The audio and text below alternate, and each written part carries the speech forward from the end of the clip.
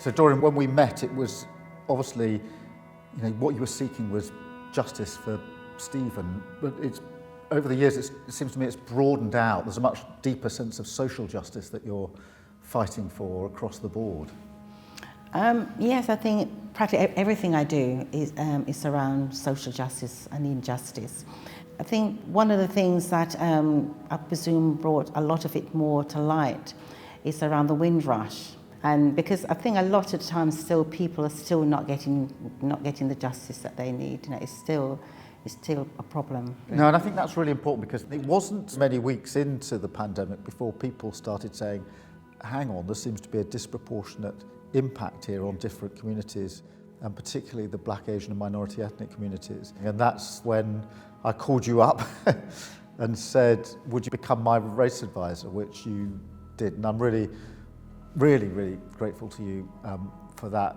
And then more specifically, obviously, we were worried about the impact of COVID, and I asked you if you'd do a review for us, which is a big thing. Yes. But I think from the start you felt strongly that it shouldn't just be a sort of data-based exercise. Yeah. It had to be something that had proper human involvement, consultation and engagement. We couldn't go visit anybody, so we had to do it on Zoom. And people were really happy to know that somebody was taking notice and listening to them. And I felt that in the review that the government has done, that was so clinical, their voices wasn't there. And I felt it's important to hear the voices, because until you can hear from those who are experiencing it, you don't understand the impact that it's having on their lives. I think your findings are showing that, if you like, pre-existing inequalities are there. It's not just that this virus has had a disproportionate impact on particular communities. There's something else there. COVID, it seems to me, has picked away at those existing inequalities and made them worse. Is that your sense? I think also where the Black Lives Matters has highlighted even more, you have education, you have employment, and all of those things have been there, and this is not something new. And people within the community have been talking about this and saying this is what's happening to us. But nobody's listened, or if they listen for 5 minutes, and once the headline's gone, they're forgotten about.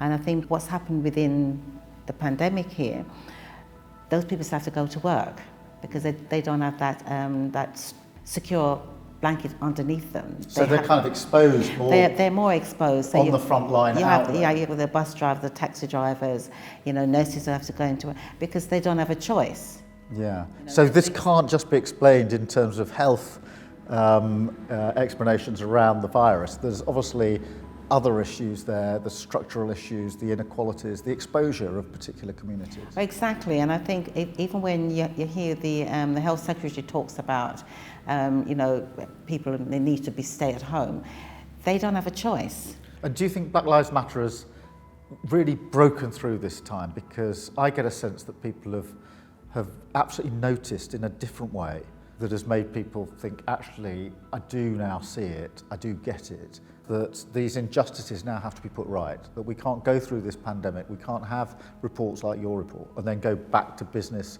as usual. No. It takes me back to when Macpherson was doing the Stephen Lawrence inquiry, and I said we don't want another Starmer where you just do the report, it sits on the shelf and nothing happens.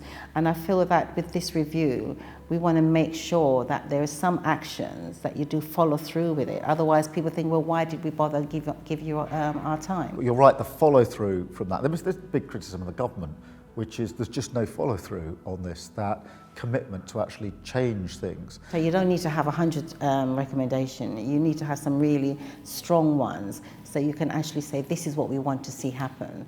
We want the government to do X, Y, Z, but we have to find a way to make it happen. Yeah. So do you feel that the process is almost as important as the outcome? It's the way in which you've gone about it? Definitely, because I think people who would not normally had an opportunity to speak about what's happening, like one nurse who said she didn't go to work to die.